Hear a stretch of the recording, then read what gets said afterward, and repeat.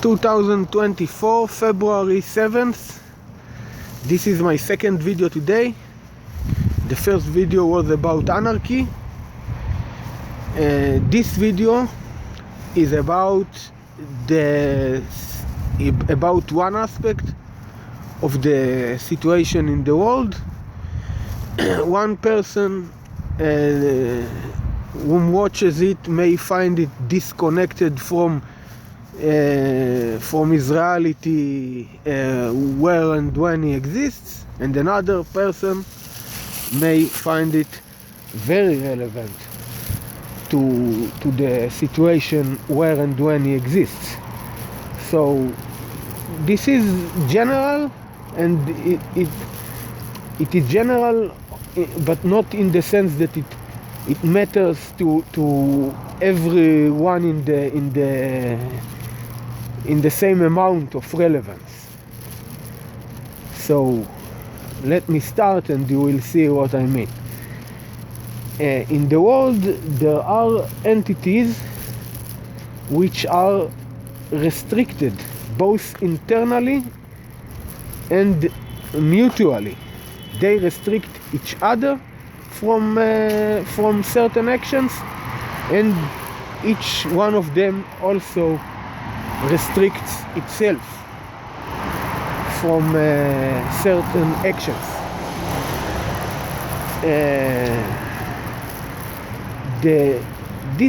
These are certain players, certain entities in the world. There are also entities which are unrestricted, and they do not restrict themselves, at least not internally, and the restricted players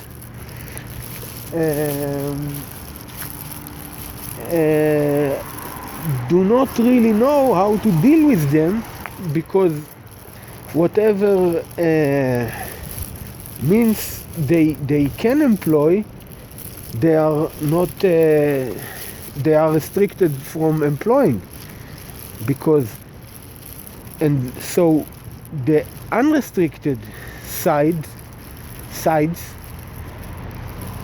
may and seize, not just may, they consider the conflicts in which they are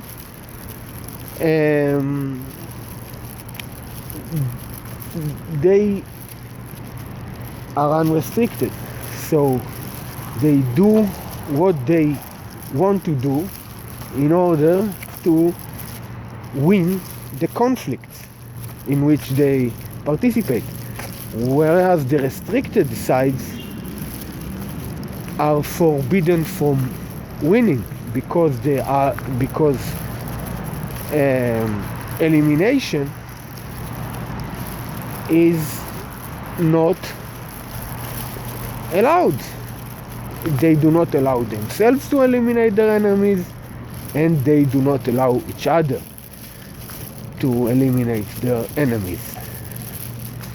So guess who has the advantage? Now, this could have been offset, this advantage of the unrestricted players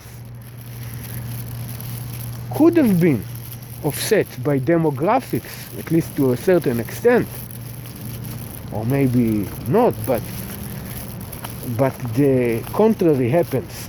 Demographics exacerbate the advantages of the unrestricted players, entities, players, whatever, because the unrestricted players allow themselves to negatively affect the demographics, the reproduction rate, the demographics of the restricted entities, whereas the restricted entities whom consider themselves to be moral, virtuous, progressive, whatever, do not allow themselves and each other to offset the demographic, the demographic growth rate of their enemies. So one side is allowed to win, whereas the other side is forbidden from winning by itself and by its peers, its progressive restricted peers. They do not allow elimination, and they are only allowed to try to maintain a certain status quo, and even when that status quo is violated, they are not even allowed to react, not just to initiate, they are not even allowed to react in an appropriate manner. So these current restrictions are self-destructive, and a player whom adopts, whom is part of the restrictive agenda, the restrictive sides, is doomed to lose. And this is the future of civilization. Not just the future, also the past. You could see in the past that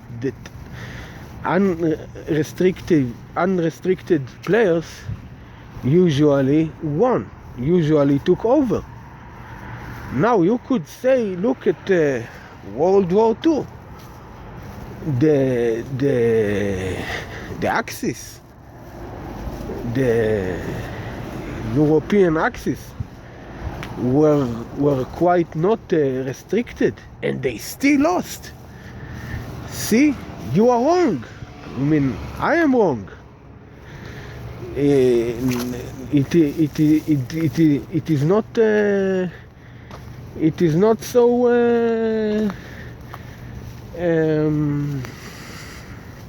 It is not so beneficial to be unrestricted, but it is wrong because it is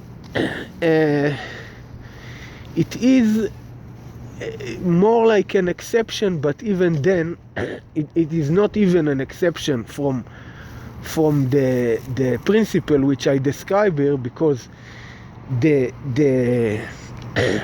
unrestricted sides in World War II, they were in both parties. There was the European Axis, which were unrestricted or quite unrestricted, but also the USSR under Stalin was not a restricted player. So, and it had the huge resource advantage, and which was also exacerbated by the huge material help and some intervention, some active intervention from the restricted players. So you had in World War II, you had unrestricted entities in both sides. So this is why you cannot even use World War II to use it as an example against what I said in this video, and show me, see, you can be unrestricted and still lose.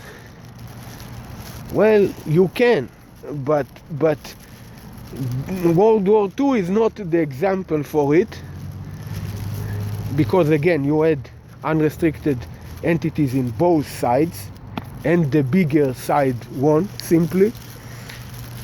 And it is just too obvious. It seems in this world that there is a need in such a video to say the obvious. I only say the obvious in this video. Nothing very complicated, but most people do not comprehend. They think that there can be they can be moral, what they consider to be moral, which is not. But what is considered to be moral, they think you can fight a restricted entity. While being restricted, you can self-handicap and fight an enemy which does not impose any handicaps upon itself, which uses your own rules, regulations, restrictions against you, and ridicules you, really, and rightfully so, really, for being the way you are, and you being the so-called progressive, humane, virtuous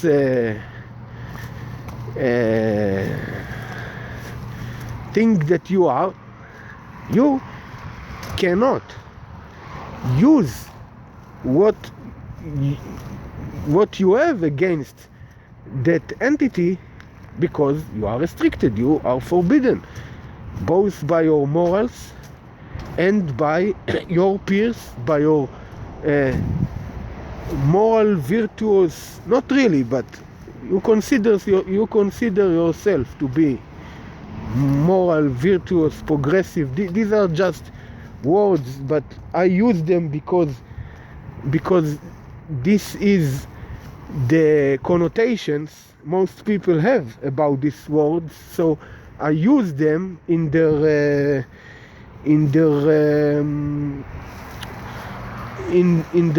conventional sense. I'm not trying to impose a new meanings to these words. So the unrestricted side is bound to win in conflicts, and the restricted sides are bound to lose, because they do not allow themselves and each other to win. And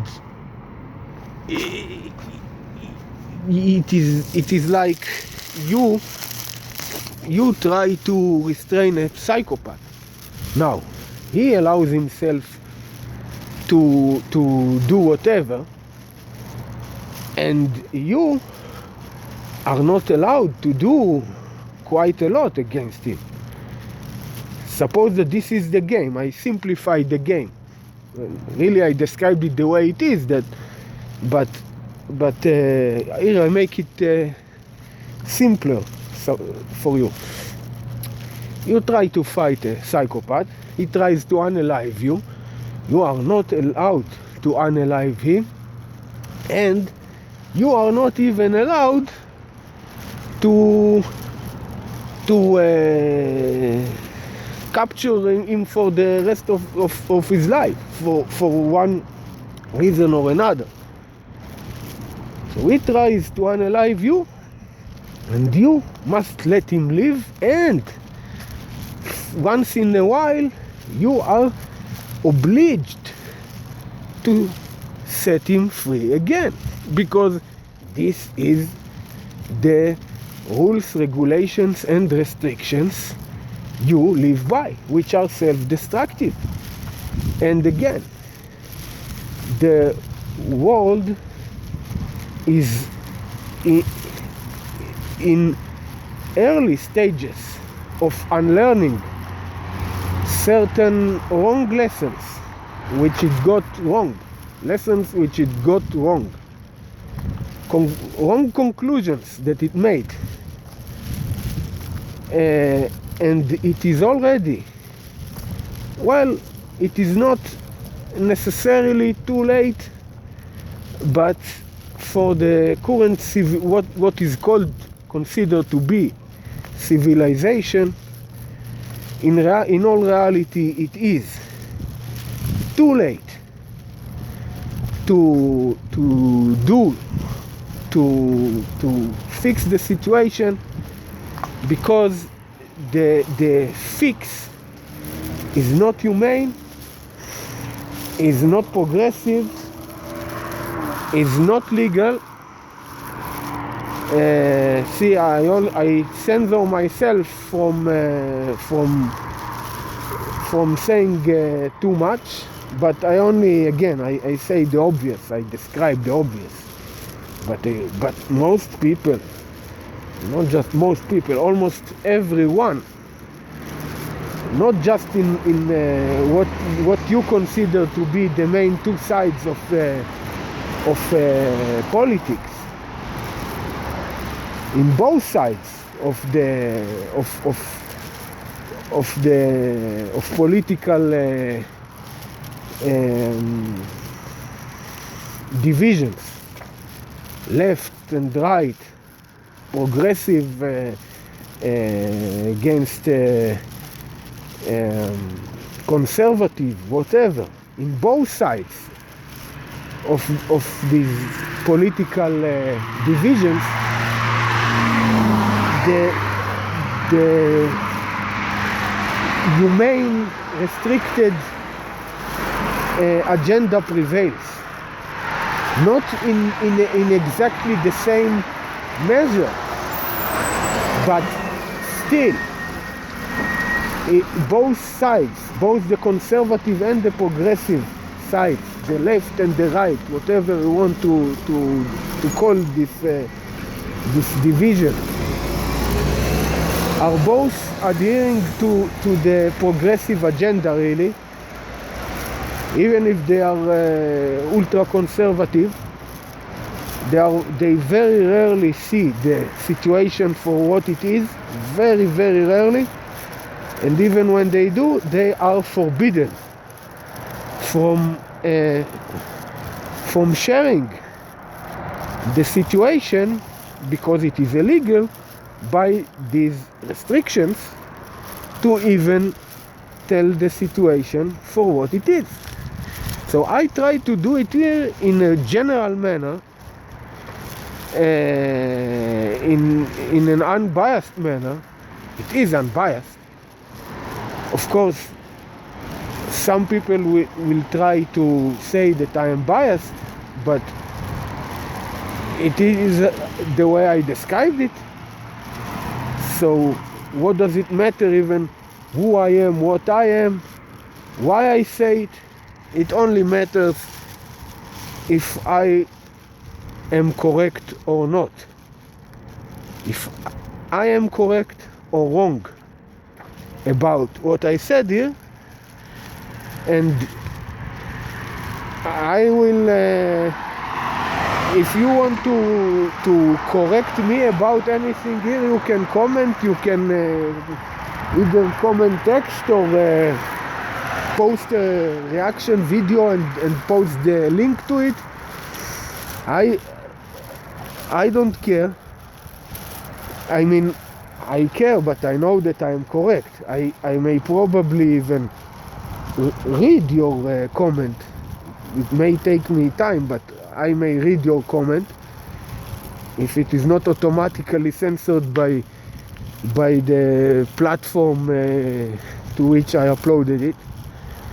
And I may watch your reaction video if you choose to post it and you inform me, and I see that you posted such a video. But I know the truth about this topic, and I said it here. So this is it for this video about the future of civilization, the future of the virtuous, the false virtuous progress society in which you probably live if you watch this video. And these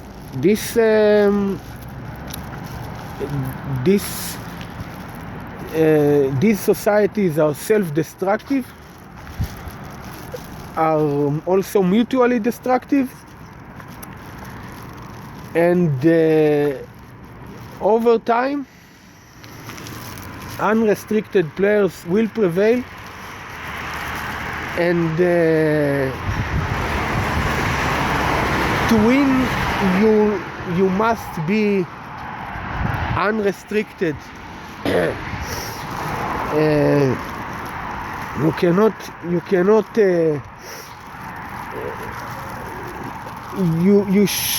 should not impose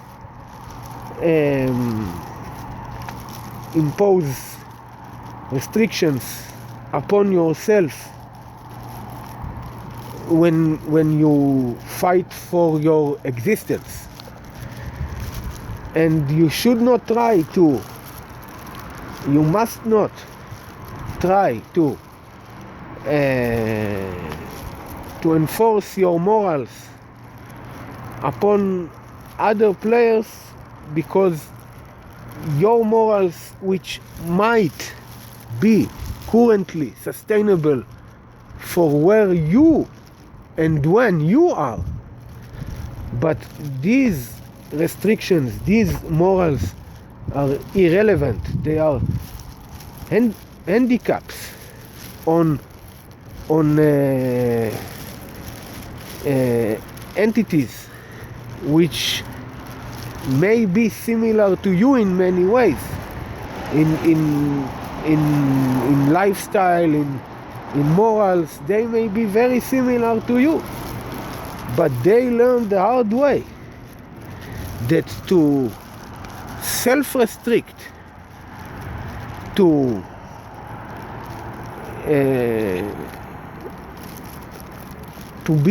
self-restrain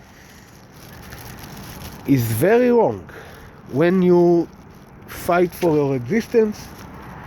And it is wrong because such paradigm will accelerate, will make the time sooner when you have to fight for your existence, because you are restrained from elimination of your enemy when you could still do it cheaply, when you could still do it relatively easy. When you let your enemy grow stronger, grow bigger, grow smarter, grow plentier, your enemy will not pity you the way you pitied it. And this by the way is not relevant only to humans. It is not relevant only, you see, this is between living organisms, between societies of living organisms. human versus human, human versus not human, non-human versus not human, doesn't matter. If one is peaceful and restrained, and the other is not, then the peaceful, self-restrained entity is doomed to lose, and the other side is bound to win and to eliminate, exterminate the peaceful, so-called virtuous, moral, progressive entity. Do not be the unless you do not care enough about yourself. It is not sustainable to be. Be whatever you want to be, but it is not sustainable to be so-called progressive, virtuous, and restrained. It is just a self-handicap. So this is it for this video.